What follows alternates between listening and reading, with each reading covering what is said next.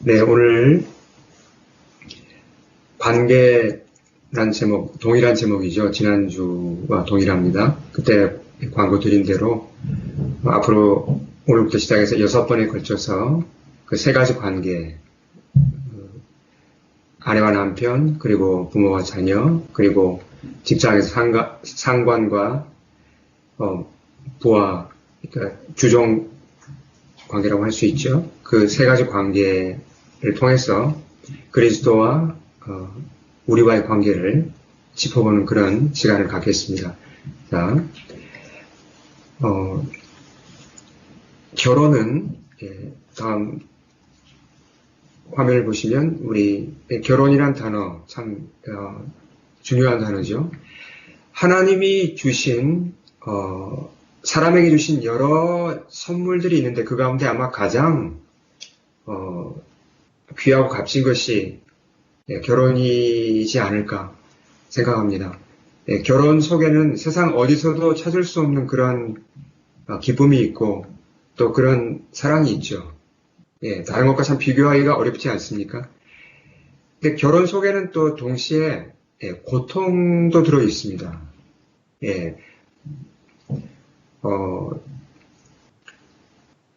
그래서 결혼의 의미를 바로 알고 목적을 바로 아는 것이 굉장히 중요합니다. 우리가 어디서 이 결혼의 의미가 무엇이고 결혼의 목적이 무엇인지를 어디서 이렇게 찾을 수 있을까요? 오늘 우리가 읽은 본문에서 그 설명과 그 답을 찾을 수 있습니다. 가장 결혼에 대해 설명을 잘 해놓은 것이 바로 이것입니다. 이 본문이죠. 자, 그러니까 무슨 얘기입니까? 오늘 읽은 에베소서 5장 본문을 우리가 잘 받아들이고 소화하면 남편과 아내 관계가 아주 좋아질 수 있다는 거죠. 청년들의 경우는 아직 결혼하지 않았죠. 우리 청년들은 결혼하지 않았지만 오늘 이 본문을 잘 이해하고 이 메시지를 잘 받아들이면 건강하게 데이트하고 건강한 가정을 이루는데 앞으로 결혼을 이렇게 만들어 가는데 정말 굉장한 도움을 줄 것입니다. 그런데 오늘 이 말씀이 이런 어떤 우리 인간 삶에 있어서 실제적인 그런 문제만을 위해서 주신 것은 아닙니다. 그게 오늘 말씀의 목적의 다가 아니란 얘기죠. 문제 있어?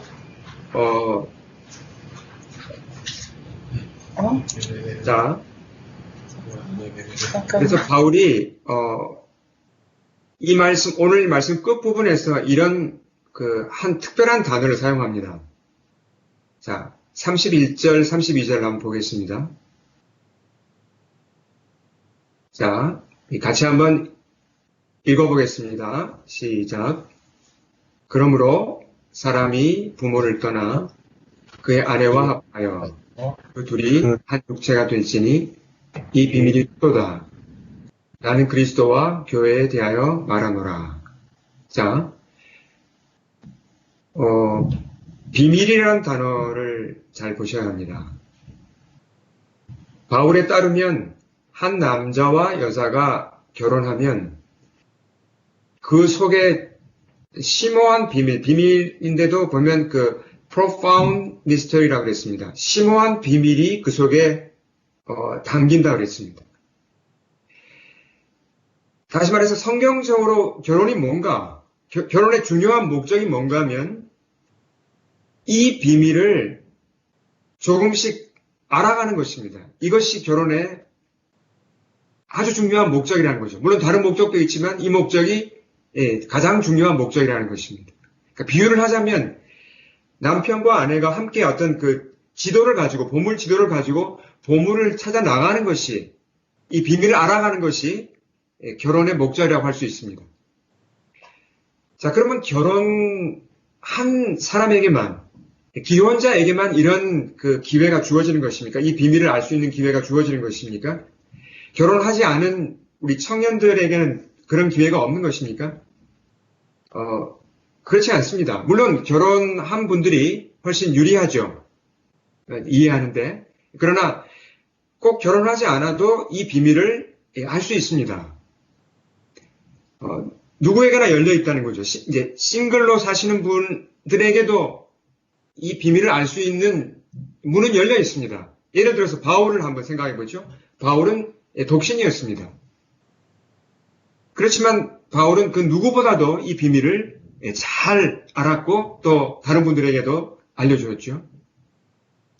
그러니까 중요한 것은 물론 결혼을 하면 더 이해하기가 쉽지만 이 비밀을 더 중요한 것은 성경을 통해서 하나님이 하신 말씀을 결혼이 무엇이다, 결혼의 목적이 무엇이다, 결혼의 의미가 무엇이다, 하나님이 하신 말씀을 성경을 통해서 우리가 잘 받아들이고 이해하고 성령님의 도우심으로 그것을 내가 소화하는 것입니다. 그렇게 해야지 이 비밀을 알 수 있다는 것입니다. 당연히 이 비밀을 알기 위해서는 그러니까 그리스도와 나와 관계를 알아야 되겠죠. 예. 그래서 우리가 이 성경을 공부하면서 또 예배를 드리면서 하나님 말씀을 잘 이해할 때 결혼을 지금 내가 했느냐 하지 않았느냐에 크게 관계없이 이 결혼 속에 담긴 이 소중한 비밀을 알아갈 수 있고 이 보물을 캐낼 수 있다는 것입니다. 제가 한 예를 결혼한 부부지만 한 예를 한번 들어보겠습니다. 결혼에 있다는 이 비밀이 어떤 것인지 한번 설명을 드리고자 예를 하나 들어보겠습니다. 우리 교회가 사용하고 있는 그 구세군 교회에는 이제 사회 봉사 서비스도 있죠. 본당 바로 옆에 있는 사무실에 보면 이민 서비스를 무료로 제공하는 그런 그런 사무실이죠.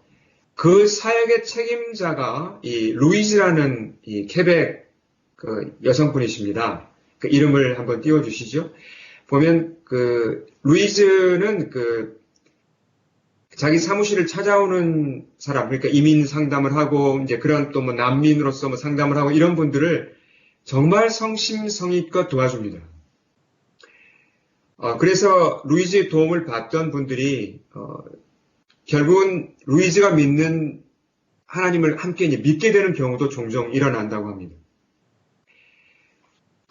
이제 그렇게 도움을 받던 사람 중에 그렇게 도움을 받던 사람 중에 이제 헤수스라는 분이 있습니다. 이분이 이제 이 스페인시기 때문에 발음이 이제 헤수스라고 발음을 하는데요. 헤수스도 이제 루이즈의 도움을 받고자 이렇게 사무실에 여러 번 이렇게 오가는 가운데 루이즈하고 사랑이 싹텄습니다. 좀 특별한 경우죠. 이 헤수스의 지금 처지는 그 당시에 난민 신청을 해가지고 이분이 쿠바 출신인데 쿠바 출신으로서 난민 신청을 해서 캐나다 영주권을 받고자 하던 분이었습니다. 결국 루이즈의 도움이 잘 되었고 헤수스는 캐나다 영주권을 이제 받아서 정착을 했고 또 루이즈와 결혼까지 하게 되었습니다. 사람들이 보통 결혼을 앞두면 이제 기대하는 것이 있죠. 결혼이 얼마나 큰 기대가 있습니까? 뭐 예를 들면 남편과 아내 사이의 달콤한 사랑과 또 따뜻하고 안정된 그런 보금자리, 또 정말 예쁜 아이를 낳아 키우고 이 엄마 아빠가 되고 여러 이 기대가 있지 않습니까? 그런데 이 바울이 앞에서 얘기한 이 심오한 기대, 심오한 비밀, mysterious, 미스테리라고 표현을 했죠. 이 비밀이 결혼 기대 목록에서 빠지는 수가 많습니다. 여러 가지를 기대하는데 사람들이 잘 모르는 거죠. 결혼 속에 이런 비밀도 있구나. 모르기 때문에 그 비밀까지는 미처 기대하지 못하는 수가 많다는 것입니다. 아마 헤수스도 여러 가지 기대를 가지고 결혼을 했겠죠. 그 중에 이루어진 것도 있을 거고 이루어지지 않은 것도 있을 것입니다. 자, 몬트리올 출신 여성분과 또 쿠바 출신 남자가 서로 만나서 결혼했으니까 서로 아무리 사랑한다 해도 맞지 않는 게 얼마나 많았겠습니까? 다툼과 갈등도 많았겠죠. 근데 루이즈의 간증을 이렇게 들어보니까 이 부부가 결혼 생활을 통해서 이 에베소서 5장 32절에 기록된 그 비밀, 결혼의 하나님이 넣어두셨다고 하는 그 비밀을 조금씩 조금씩 찾아가고 있다는 것을 제가 볼 수 있었습니다. 예를 들어서 결혼해서 이제 헤수스와 루이즈가 함께 이제 사랑을 주고받으면서 헤수스가 정말 이제 안정된 거죠. 전에 경험할 수 없었던 그런 평안과 이제 기쁨을 누리게 되었고, 또 이제 사랑스러운 아이들이 태어나고, 또 사실 몬트리올에서 아이를 키우는 게 참 쉽지 않은데, 특히 영적으로 보면 참 몬트리올 험한 곳이죠. 그러나 이렇게 교회에서 함께 서로 신앙 가운데 아이들을 키우는 그런 이제 행복을 경험하고 있죠. 특히 그 헤수스의 내면에 일어난 변화는 참 놀라운 선물이라고 할 수 있습니다. 헤수스가 보면요, 이 구세군 교회에서 매달 한 번씩 열리는 이제 한국식으로 말하면 이제 남전도회 모임이라고 할 수 있는데, 이제 남자 성도들이 토요일 아침에 이제 한 달에 한 번씩 모여서 아침 식사를 나누면서 강사를 초청해서 또 간증도 듣고 설교도 듣고 교제하는 그런 모임이 있습니다. 저도 한번 거기 이제 제가 강사로 간 적이 있는데요. 이걸 누가 주관하냐면 헤수스가 주관을 합니다. 이걸 꾸준히 그렇게 성실하게 섬깁니다. 그러면서 마음과 시간을 들여서 교회 형제들을 돌보는 거죠. 헤수스가. 그리고 헤수스의 직업이 목수입니다. 근데 이제 예배당에서 교회에서 무슨 이렇게 공사할 일이 있다. 그러면 그 자원해서 헤수스가 그 일을 합니다. 제가 가끔 이제 그 공사하는 헤수스를 교회에서 만난 적이 있는데, 보면 이 사람 얼굴에 이렇게 기쁨이 이게 느껴지잖아요. 공사하면서도 즐거움이 느껴지면서 저를 보면 굉장히 반가워합니다. 참, 저는 느꼈죠. 아, 이분이 참 성숙하구나. 이 주님을 섬기는 기쁨이 이렇게 있구나. 그것을 제 마음까지 그 기쁨이 전달되었습니다. 자, 그러니까 우리가 여기서 뭘 알 수 있습니까? 저는 분명히 알게 되었습니다. 아, 헤수스라는 사람이 그리스도의 사랑을 이렇게 알게 되고, 원래 불신자였잖아요. 근데 그리스도를 알게 되고, 그리스도의 사랑을 잘 받게 되고, 이렇게 성장하게 된 데는 결혼이 큰 도움을 주었다. 예. 루이즈와의 사랑을 통해서 그리스도의 사랑을 이렇게 보다 효과적으로 이해하고, 그렇게 그리스도와의 관계를 잘 맺게 되었구나. 이걸 제가 알 수 있었습니다. 그러니까 헤수스와 루이즈의 이 부부를 봐도 바울이 얘기한 그 결혼해 두셨다는 비밀을 조금씩 그걸 알아가고 있고, 보물을 조금씩 캐어가고 있다는 것을 제가 알 수 있었습니다. 자, 오늘 말씀을 다시 보겠습니다. 말씀에 따르면 아내가 남편을 어떻게 여기고 어떻게 대우해야 한다고 하죠? 말씀 한번 우리 읽어보겠습니다. 22절과 24절, 우리 22절부터 4절 같이 읽겠습니다. 시작. 아내들이여 자기 남편에게 복종하기를 주께 하듯 하라. 이는 남편이 아내의 머리됨이 그리스도께서 교회의 머리됨과 같음이니 그가 바로 몸의 구주시니라. 그러므로 교회가 그리스도에게 하듯 아내들도 범사에 자기 남편에게 복종할지니라. 자, 이 말씀의 요지가 무엇일까요? 도대체 무슨 핵심이 무엇일까요? 아내는 어떤 경우에도 남편에게 복종하라. 그것이 요지입니까? 남편분들, 형제님들은 그렇다고 보통 생각을 하죠. 이 말씀이 남편의 권위를 세워주는 말씀이다. 그렇게 보통 이제 받아들이는 경우가 많죠. 근데 이건 근데 꼭 그렇지는 않습니다. 이 말씀의 핵심이 요지가 그게 아닙니다. 여기서 복종하다라는 단어를 원어로 보면 이건 기꺼이 순종하다라는 뜻입니다. 기꺼이 순종하다. 자, 그러니까 무슨 얘기입니까? 아내의 지위가 낮기 때문에 지위가 더 높은 남편에게 무조건 그냥 복종해야 된다. 그 얘기가 아닙니다. 지위는, 아내와 남편의 지위는 동등하지만 존중함으로, 아내가 남편을 존중하기 때문에 기꺼이 순종하라는 그런 얘기죠. 자, 하나의 흥미로운 사실은 이 22절, 그 권면 바로 앞에도 또 하나의 권면이 있는데요. 그 말씀을 한번 보겠습니다. 거기도 똑같이 이 복종하라, 순종하라는 동일한 단어가 사용되었습니다. 한번 읽어볼까요? 21절 같이 한번 읽겠습니다. 시작. 그리스도를 경외함으로 피차 복종하라. 자, 물론 이 말씀은 이제 그 남편과 아내 사이에게만 주신 것이 아니라 이제 모든 성도들에게, 특히 한 그 지역교회 성도들 전체에게 주신 말씀이죠. 서로 피차 복종하라. 누구를 경외함으로? 그리스도를 경외함으로. 근데 물론 이 말씀 속에는 어떻습니까? 남편과 아내도 해당된다는 얘기입니다. 그리스도 예수를 경외함으로 남편과 아내가 서로 피차 복종하라는 거죠. 그러니까 서로 존중함으로 순종하라는 것입니다. 자, 좀 쉽게 풀면 어떤 얘기입니까? 이 피차 복종하라는 얘기는 서로 존중함으로 상대의 말을 잘 들어주고 또 공감해주고 상대의 말을 내가 받아들일 수 있어야 된다는 얘기입니다. 내 주장만 할 수는 없다는 것입니다. 내가 높으니까 내 말을 들어라. 이게 아니란 얘기죠. 그러니까 내 생각을 내려놓고 상대방의 말을 들을 때도 있어야 되고 이것이 주고받고 양쪽 다 동일하게 그렇게 돼야 된다는 얘기인데 이게 쉽습니까? 서로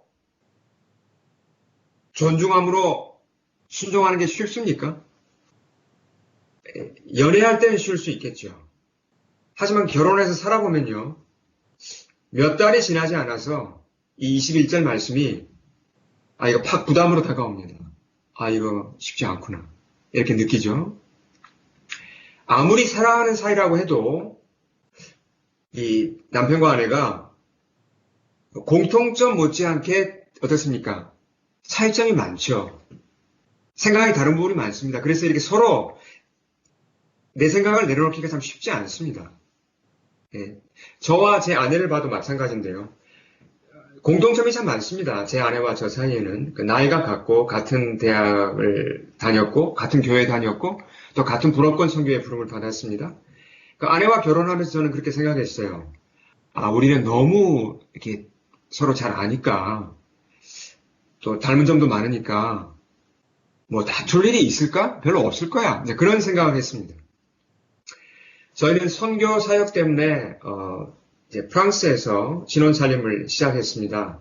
저보다 몇 년 앞서서 제 아내가 사역지로 갔고 그리고 그곳에서 직장을 다니면서 이미 사역에 합류했었고 이미 또 불어도 유창하게 하고 있었습니다. 제가 이제 도착했을 때 아내의 불어 실력은 아주 좋았죠.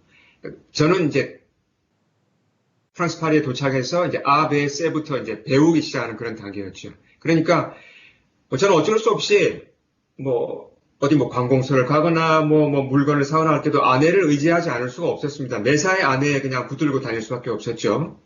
아내의 성품이 이제 온유해서 저를 항상 부드럽게 대했습니다. 1년쯤 지났을 때 제가 많이 지쳤어요.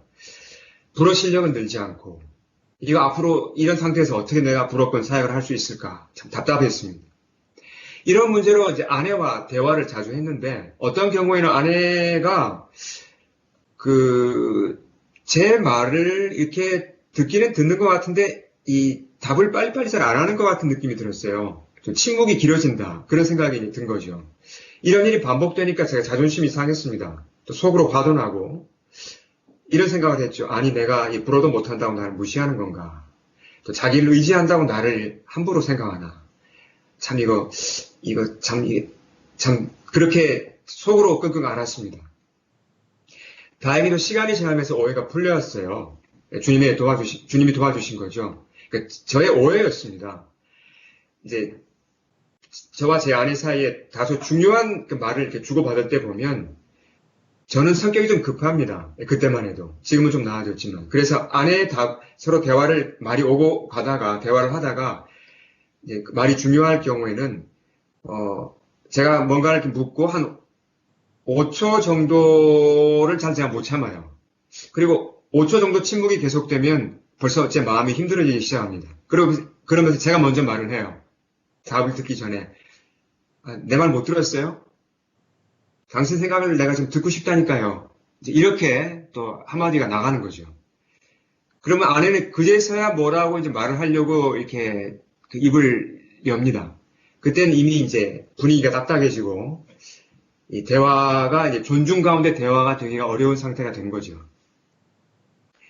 알고 보니까 성격이 차분한 제 아내는 일부러 대답을 늦춘 게 아니었습니다. 전혀 그런 게 아니었고, 대화 중에 이렇게 아내는 이렇게 반응이 좀 원래 느려요. 이렇게 좀 차분하고 침착하게 이렇게 말을 하기 때문에 아내한테는 그 5초가 이게 별로 이게 긴 게 아니었습니다. 저는 그 5초를 못 기다려가지고 왜 답을 안 하지? 이제 이렇게 저는 느낀 거죠. 이건 하나의 작은 예입니다. 공통점도 많았지만 이제 이렇게 차이가 있기 때문에 다른 점이 있기 때문에 피차 복종하는 게 참 쉽지 않습니다. 내 생각을 내려놓고 아내의 말을 또 남편의 말을 듣기가 그렇게 쉽지 않습니다. 너무 무리한 요구가 아닌가 이런 생각이 들 때가 많죠. 다시 말씀으로 한번 돌아가서 이제 반대 입장을 한번 보겠습니다. 자, 이번에는 남편이 아내를 그러면 어떻게 여기라고 합니까? 어떻게 사랑해야 합니까? 25절과 28절을 같이 한번 읽겠습니다. 자, 시작. 남편들아, 아내 사랑하기를 그리스도께서 교회를 사랑하시고 그 교회를 위하여 자신을 주심같이 하라. 이와 같이 남편들도 자기 아내 사랑하기를 자기 자신과 같이 할지니 자기 아내를 사랑하는 자는 자기를 사랑하는 것이라. 자, 이 말씀을 잘 보시면 생각보다 이거 굉장히 강력한 말씀입니다. 자, 남편이 아내를 어떻게 사랑하라 했죠? 그리스도께서 교회를 사랑하듯이 사랑하라 그랬습니다. 또 자기 자신처럼 아내를 사랑하라 그랬습니다. 자, 그리스도는 교회인 우리를, 신자들을 어떻게 사랑하십니까? 그리스도의 사랑을 한번 생각해 보십시오. 아무것도 아끼지 아니하시죠. 자, 이렇게 한번 가정해 보겠습니다. 정말 저를 비롯해서 우리 교회 모든 이 집사님들이, 남자 집사님들이 각각의 아내를 그리스도의 사랑으로 이렇게 사랑한다면 아마 몬트리올에 큰일이 일어날 것입니다. 이 소문이 얼마나 크게 나겠습니까? 하지만 현실은 어떻습니까? 아무리 성숙한 남편이라 할지라도 그리스도의 사랑, 이런 사랑으로 아내를 사랑한다는 건 가능합니까? 역부족이죠. 거듭난 크리스찬이라고 해도 왜요? 남편들이 여전히 죄악된 본성이 남아있죠. 자기 중심적인 태도를 쉽게 벗어날 수 있습니까? 아내를 자기처럼 사랑하라고 했는데 남편들이 자기는 사랑하면서 아내 자기처럼 사랑할 수 있습니까? 잘 안 됩니다.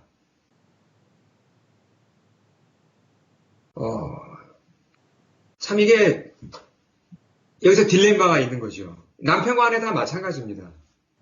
서로 사랑해서 결혼을 했죠. 남편과 아내가. 그러나 함께 살다 보면 나의 이기심이 드러납니다. 튀어나오죠. 또 각자의 약점이 튀어나옵니다. 나쁜 버릇이 튀어나오고 아직 치유받지 못한 상처가 튀어나오고 다듬어지지 않은 성질이 삐져나오죠. 서로 부딪힙니다. 교회에서는 교회나 직장에서는 사람들이 그래도 좀 비교적 점잖게 행동을 하죠. 이런 약점이나 결점이나 이런 것들이 잘 튀어나오지 않습니다. 그래도 잘 이렇게 행동을 그래도 점잖게 우리가 합니다. 그러나 집에 와서 부부 사이에 있을 때 적나라하게 드러날 수밖에 없습니다. 약점과 이런 상처와 어린 모습들이 드러난다는 거죠. 그러니까 얼마 지나지 않아서 두 사람은 서로에게 지치게 됩니다. 그리고 이런 고백을 하죠. 이런 탄식을 합니다. 아, 결혼 생활 참 생각보다 이게 이렇게 힘든 거구나. 네. 주님은 결혼에 대해서 그렇게 말씀하시잖아요. 남편과 아내가 연합하여 한 몸이 될지라. 야, 이 가르침이 고상하고 참 멋있죠. 근데 이게 실제로 살아보면 이건 이룰 수 없는 꿈이 아닌가. 아름답지만 현실에서 이루기는 너무나 먼 그런 무지개의 꿈이 아닌가. 이런 생각이 든다는 것입니다. 그래서 자, 다음 하나의 표를 보시면 처음에는 어떻습니까? 이제 아내와 남편이 사랑 가운데 이렇게 동행하는 관계, 그렇지 않습니까? 동거하고 동행하는 관계, 사랑으로 하나 되어서 그런 관계로 시작하지만 살다 보면 어떻게 됩니까? 이 관계가 점점 약해집니다. 약해져서 이제 어떻게 보면 공생하는 관계가 되어버려요. 여러분, 공생이 무엇입니까? 악어와 악어새 이런 게 공생이잖아요. 서로의 필요를 위해서 그냥 함께 사는 것입니다. 슬프지만 이렇게 되기가 쉽다는 거죠. 자, 다시 한번 우리 주님 주신 말씀을 읽겠습니다. 남편과 아내가 서로 어떻게 해야 하는지 24절, 25절 우리 한번 다시 읽겠습니다. 시작. 그러므로 교회가 그리스도에게 하듯 아내들도 범사에 자기 남편에게 복종할지니라. 남편들아 아내 사랑하기를 그리스도께서 교회를 사랑하시고 그 교회를 위하여 자신을 주심같이 하라. 자, 이건 남편이 아내에게, 아내가 남편에게 어떻게 하라는 주님의 명령입니다. 그렇죠? 바울을 통해 주신 남편과 아내가 따라야 할 법입니다. 분명한 주님의 율법이죠. 근데 이 수준이 어떻습니까? 너무너무 높아요. 이 수준이. 요구하시는 수준이 너무 높아요. 왜 이렇게 높은 수준을 요구하실까요? 남편과 아내에게. 거의 불가능해 보이잖아요. 그래서 누구나 이 법 앞에 서보면요. 그래서 이 법대로 따라 하려고 하면요. 그리스도처럼 아내를 사랑하려고 하고 또 그리스도에게 대하듯이 남편을 대하려고 하면요. 어떤 탄식이 나옵니까? 아, 내 힘으로는 안 되는구나. 아, 이거 안 되는구나. 내 힘으로 못 하는구나. 이런 고백을 할 수밖에 없다는 것입니다. 이 법을 주신 주님의 의도가 여기에 있습니다. 자, 그러니까 그 다음에 어떻게 해야 돼요? 내 힘으로 못하니까 어떻게 해야 됩니까? 두 손 들어야죠. 그리스도께로 나가야 합니다. 주님, 저는 못하겠습니다. 주님, 저는 안 됩니다. 도와주십시오. 이렇게 나갈 수밖에 없다는 것입니다. 그래서 자, 다시 이 말씀을 잘 보세요. 25절을 잘 보시면 남편들아 아내 사랑하기를 그리스도께서 교회를 사랑하시고라고 했습니다. 어디가 출발점입니까? 그리스도께서 교회인 우리 각 사람을 사랑하시는 것이 출발입니다. 내 힘으로 안 돼요. 그러니까 그리스도께 나아가서 항복하고 먼저 내가 그리스도의 사랑을 받아야 합니다. 충분히 이 사랑을 받아야 합니다. 이 사랑이 얼마나 크고 깊고 넓고 그런지 이 사랑의 크기를 알고 그 사랑을 받아야 내 아내를, 내 남편을 내가 사랑할 수 있는 힘이 생긴다는 거죠. 자, 그분의 사랑을 한번 짚어보겠습니다. 오늘 말씀에 나와 있는 25, 27절 한번 보겠습니다. 열어주시면 자, 이 말씀 잘 보십시오. 그리스도께서 교회를 사랑하시고 그 교회를 위해 자신을 주신같이 하라 그랬죠. 자, 그리스도의 사랑이 어떤가 설명합니다. 이는 곧 물로 씻어 그랬습니다. 누구를 물로 씻습니까? 우리를 물로 씻는다고 그랬습니다. 말씀으로 깨끗하게 하셔서 거룩하게 하시고 그리스도의 사랑은 이런 것입니다. 추하고 오염된 우리를 물로 씻어 말씀으로 깨끗하게 하십니다. 이것이 주님의 사랑이라는 얘기죠. 자기 앞에 영광스러운 교회를 세우사 티나 주름 잡힌 것이나 이런 것이 없이 이런 죄의 얼룩을 다 빼내어서 거룩하고 흠이 없게 하는 것이 그리스도의 사랑입니다. 우리를 구원하셨을 뿐만 아니라 이렇게 깨끗하게 만들어 가시는 것이 사랑이라는 것입니다. 그래서 주님이 십자가에 우리를 위해 죽으셨고 우리를 이렇게 당신을 닮은 자로 키워 가신다는 것입니다. 자, 우리가 아무리 거듭난 신자라고 해도 아직 약한 부분이 많죠. 그리스도가 우리의 남편이시지 않습니까? 그리스도가 우리의 신랑이시죠? 그러면 나는 누구입니까? 그리스도의 신부, 그리스도의 아내입니다. 자, 근데 어떤 아내입니까? 나는 그리스도의 어떤 아내입니까? 신실한 아내입니까? 아닙니다. 우리는 너무나 쉽게 남편이신 그리스도의 사랑을 잊을 때가 있습니다. 그리고 다른 남자에게 한눈을 팔아요. 우상이죠. 참 철부지 신부이고 정말 바람둥이 신부라고 할 수밖에 없습니다. 우리의 모습이. 이런 아내를 데리고 사시는 그리스도께서 얼마나 마음이 불편하실 때가 많겠습니까? 주님 그걸 다 참고 계신 거죠. 근데 우린 그걸 모르고 별로 잘한 것도 없으면서 때로는 주님께 우리 따지죠. 주님, 고난을 통해서 저를 연단하고 키우시는 거 알겠습니다. 저를 깨끗게 하시는 거 알겠습니다. 그렇지만 너무 힘들어요. 그냥 두시면 안 될까요? 저 그냥 혼자서 하게 내버려 두시면 안 될까요? 좀 편하게 해주세요. 이런 식으로 항의할 때도 우리는 있죠. 그러나 주님은 우리를 결코 그냥 내버려 두지 않으십니다. 사랑하시기 때문에. 그분은 우리를 거듭나게 하셔서 당신의 신부로 삼으셨을 뿐만 아니라 이제는 어떻게 하십니까? 우리 각 사람을 당신의 신부다운 자로, 깨끗한 자로 빚어가신다는 것입니다. 절대로 포기하지 않으십니다. 우리가 아무리 힘든다고 해도 우리를 붙잡아서 그렇게 만들어 가신다는 거죠. 그것이 그리스도의 사랑입니다. 이와 같이 자, 신앙생활 속에도 그러니까 고난이 있습니까? 고통이 있습니다. 왜요? 주님이 우리를 계속 씻기고 긁어내시고 깎아내시고 우리를 흡입험자로 빚어가시니까 우리도 고달프죠. 그러니까 그리스도와 동행하는 삶에는 그리스도께 받는 사랑도 넘치지만 고통도 있다는 것입니다. 그러나 그 고통과 고난을 다 잊어버릴 만큼 큰 영광과 기쁨이 따라옵니다. 이것이 그리스도와 함께하는 신앙생활이죠. 이런 점에서 결혼은 참 그리스도와 동거하는 삶과 굉장히 비슷합니다. 제가 자주 말씀드리는 이 티모티 켈러 목사님이 성경적 결혼관을 이렇게 요약한 적이 있습니다. 한없이 고통스럽지만 그만큼 근사한 것이라고 그랬습니다. 무슨 얘기입니까? 결혼에는 고통이 있죠.